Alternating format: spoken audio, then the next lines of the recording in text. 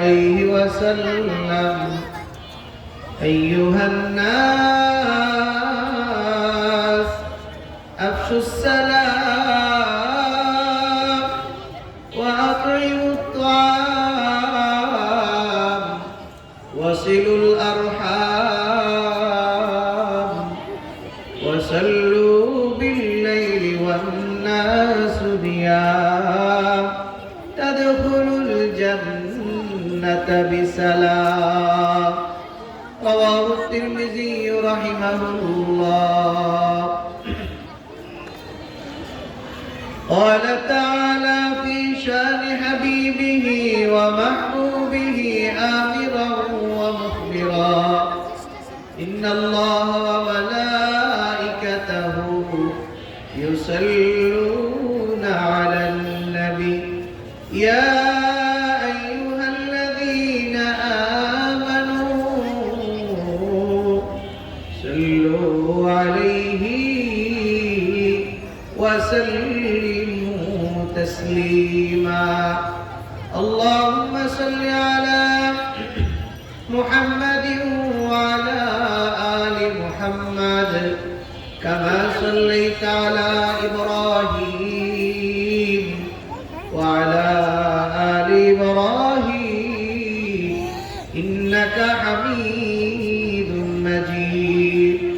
اللهم بارك على محمد وعلى آل محمد كما باركت على إبراهيم وعلى آل إبراهيم إنك حميد مجيد. رہے میرے مسکن رہے میرے مسکن حوالی کعبہ بنے میرے مدفن دیار مدینہ یا صاحب الجمال ویا سید البشر من وجهك المنير لقد نور القمر لا يمكن السلام كما كان حقه بعد الخدا بزرگ و طویق السا مختصر بلغ العلا بكماله كشف الدجى بجماله حسنت جميع خصاله صلوا عليه وآله يا رب صل وسلم دائما أبدا على حبيبك خير الخلق كلهم هو الحبيب الذي ترجى شفاعته من كل هول من الأهوال مقتهمين. মুআজ্জাজ হাজিরিন, সম্মানিত মুসল্লিয়ান কেরাম, আজকের তালিবুল মিল্লাত ইসলামিয়া মাদ্রাসার উদ্যোগে আজকের এই তাফসীরুল কোরআন মাহফিলের সম্মানিত সভাপতি, প্রধান অতিথি, দেশবরেণ্য আলেমে দ্বীন, শ্রদ্ধাভাজন ব্যক্তিত্ব ডক্টর আবুল কালাম আজাদ বাশার সাহেব দামাত বারাকাতুহু,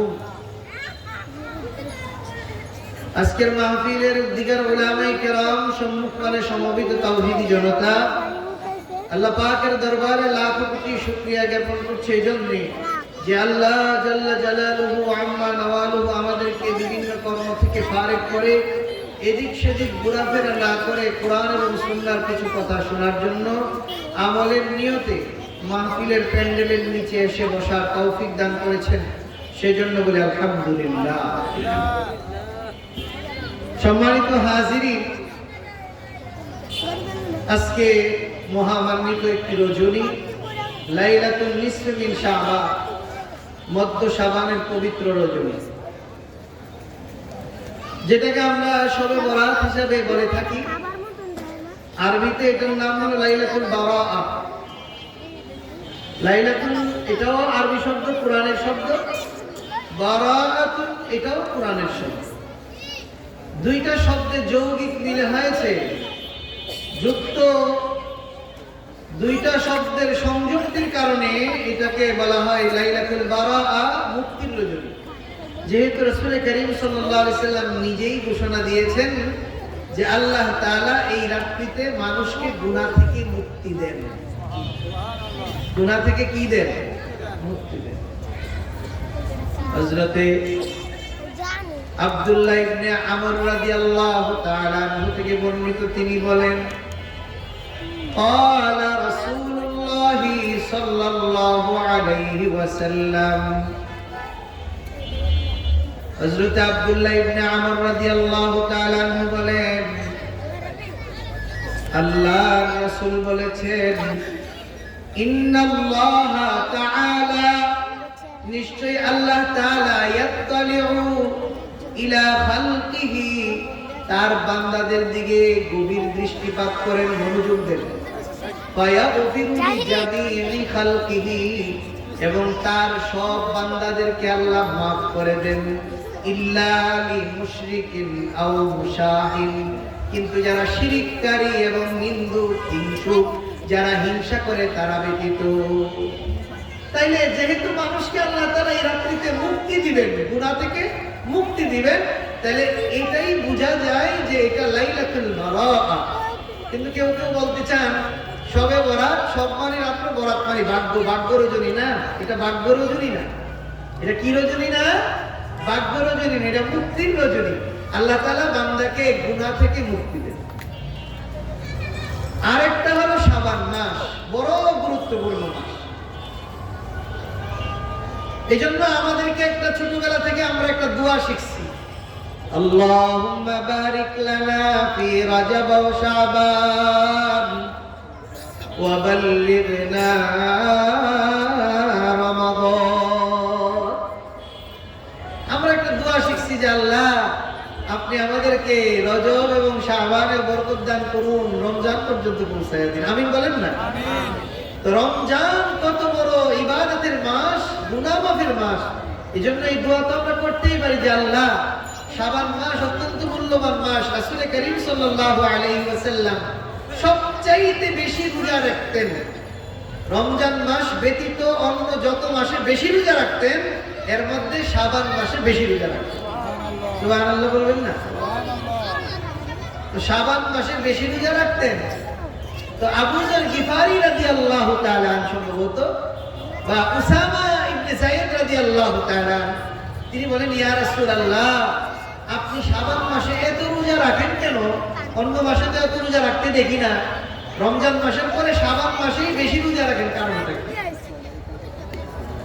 তো শাবান মাস হুয়া শাহরুন, ও শাবান মাস এমন একটা মাস, তুরফাউল আ'মালু ফীহি ইলা রাব্বিল আলামিন। তো শাবান মাসে রবের কাছে, রাব্বুল আলামিনের কাছে বান্দার আমলকে পেশ করা হয়। সুবহানাল্লাহ বলবেন না? সুবহানাল্লাহ। ওয়া উহিব্বু আন তুরফা আমালি, আইয়ুরফা আমালি ওয়া আনা সায়িম। রাসূল নিজে বলছেন যে আমি পছন্দ করি যে আমি এই জন্য বেশি রোজা রাখি, কারণ হলো আমি পছন্দ করি আল্লাহর কাছে আমার আমলটা রোজা রাখা অবস্থায় পেশ করা হোক। যেমন মনে করেন কেউ এরকম আশঙ্কা করে, আল্লাহ আমাকে কাবা শরীফের না দেখায় মরণ দিও না, আল্লাহ আপনি আমাকে যখন মরণ দিবেন আরাফার ময়দানে মরণ দিয়েন, আল্লাহ আপনি যখন আমার মরণ দিবেন শুক্রবারে মরণ দিয়েন।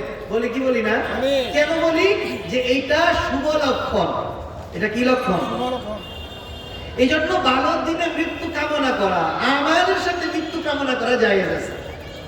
আমালের সাথে মৃত্যু কামনা করা কি আছে? জায়েজ আছে। ভালো দিনে মৃত্যু কামনা করা জায়েজ আছে। সেজন্য রাসূল করিম সাল্লাল্লাহু আলাইহি সাল্লাম বলছেন যে শুনো, আমি শাবান মাসে কেন এত রোজা রাখি জানো? কারণ হলো হিব্বু আইয়ুরফা আমালি ওয়া আনা সায়িম। আমি ভালোবাসি, আমি এই কথা পছন্দ করি, আল্লাহর কাছে আমার আমলগুলো পেশ করা হবে অবস্থায় যেন আমি রোজা অবস্থায় আছি। এই জন্য বেশি বেশি রোজা রাখে। তো শাবান মাস, এর মধ্যে আছে মধ্য শাবানের পবিত্র রজনী।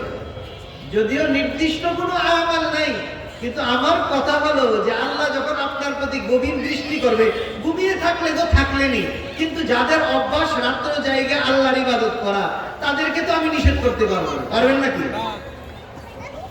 এই জন্য বড় চমৎকার করে বলেছেন হযরত আব্দুল্লাহ ইবনে সালাম রাদিয়াল্লাহু তাআলা আনহু। আব্দুল্লাহ ইবনে সালাম রাদিয়াল্লাহু তাআলা আনহু ইহুদিদের বড় আলেম ছিলেন।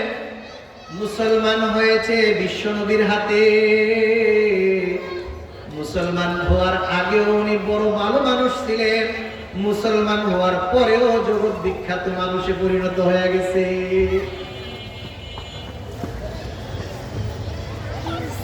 আল্লাহর রাসূলের সাহাবা হযরত আব্দুল্লাহ ইবনে সালাম রাদিয়াল্লাহু তাআলা আনহু বলেন, আমি মুসলমান হওয়ার আগের ঘটনা। قدم رسول الله لما قدم رسول الله صلى الله عليه وسلم المدينة। আব্দুল্লাহ ইবনে সালাম রাদিয়াল্লাহু তাআলা আনহু বলেন, সরকার দু আলম যখন হিজরত করে মক্কা থেকে মদিনাতে আসলো, মদিনার মানুষেরা রাসূলের আগমনে অত্যন্ত খুশি হলো। মদিনার মানুষেরা সরকারের দু আলমের আগমনে এত খুশি হলো, তারা রাসূলের নামে বিভিন্ন ধরনের কবিতা পর্যন্ত বলল, এবং তাদের মুখে মুখে শুধু একটা কথাই রব ফুটেছিল, একটা কথাই চর্চা হচ্ছিল। তারা সকলের মুখে একটা কথার চর্চা হচ্ছিল, তারা বলছিল কাদিমা রাসূলুল্লাহ, কাদিমা রাসূলুল্লাহ, কাদিমা রাসূলুল্লাহ আল মদিনা। সবার মুখে একটা ভাষা। আব্দুল্লাহ ইবনে সালাম বলেন, সবার মুখে শুধু শুনি যে রাসূল আইছে, রাসূল আইছে, রাসূল আইছে। তো আমার মনের মধ্যে শখ জাগলো যে যেই ব্যক্তিটার কথা মানুষের মুখে মুখে যে রাসূল আসছে, রাসূল আসছে, এই লোকটাকে একটু দেখা যায়। তা আমি মুহাম্মদুর রাসূলুল্লাহ সাল্লাল্লাহু আলাইহি ওয়াসাল্লামকে দেখার জন্য আবু আইয়ুব আনসারীর বাড়িতে আমি গেলাম। যাওয়ার পরে সর্বপ্রথম যেই কথাটা তার মুখ থেকে আমি শুনলাম, আমার জীবনে সর্বপ্রথম যেই তার জবান থেকে যে বাণীগুলো শুনলাম, এর আগের কথা হলো যখন আমি আমার দুই নয়ন দিয়ে মুহাম্মদুর রাসূলুল্লাহ সাল্লাল্লাহু আলাইহি ওয়াসাল্লামকে দেখলাম, বুঝতে পারলাম এই চেহারা কোনো মিথ্যাবাদীর চেহারা নয়। হযরত আব্দুল্লাহ ইবনে সালাম বলেন, সর্বপ্রথম দেখেই আমার ভক্তি আসছে যে চেহারার মধ্যে এত নূর চমকাইতেছে। হযরত হাসান বিন সাবিত বড় চমৎকার করে বলছেন রাসূলের শান, ওয়া আহসানা মিনকা লাম তারা মাতু আইনি, ওয়া আহসানা মিনকা লাম তারা মাতু আইনি, ওয়া আজমালা মিনকা লাম তালিদিন নিসাউ, খুলিকতা মুবাররাআন মিন কুল্লি আইবিন, কান্নাকা খুলিকতা কামা তাশাউ। হাসান বিন সাবিত রাদিয়াল্লাহু তাআলা আনহু বড় মাপের সাহাবী। নবী আলাইহিস সালাম দোয়া করছেন, আল্লাহুম্মা আইয়িদহু বিরূহিল কুদস। আল্লাহ, হাসান বিন সাবিত মুসলমানের পক্ষের শক্তির কবি। তিনি মুসলমানদের পক্ষে কবিতা বলে, কাফেরদের বিরুদ্ধে কবিতা বলে। আল্লাহ, আপনি জিবরাইল আলাইহিস সালামের মাধ্যমে হাসান বিন সাবিতকে শক্তিশালী করুন, আমিন বলবেন না? এই দোয়া করে গেছে নবী আলাইহিস সালাম। তো হাসান বিন সাবিত বলেন, আব্দুল্লাহ ইবনে সালাম যে বলছে যে চেহারার দিকে তাকায়া আমি অর্ধেক পাগল হয়ে গেছি। মানুষ যে বলে, মক্কার কাফিররা যে বলে তোমাদের সাহেব, তোমাদের সাথী পাগল। আরে পাগলের চেহারা তো এমন হতে পারে না, এই চেহারার মধ্যে তো আসমানের নূর চমকা। এই জন্য এই চেহারা দেখে বুঝতে পারলাম যে নিশ্চয় নিশ্চয় কথা শুনবো পরে এটা মিথ্যাবাদীর চেহারা হতে পারে না। ফাইন্নাহু লাইসা বিওয়াজহি কাজ্জাব, এটা কোনো মিথ্যাবাদীর চেহারা নয়। এরপরে হাসান বিন সাবিত বলতেছেন ওয়া আহসানা মিনকা লাম তারা কাত্তু আইনি,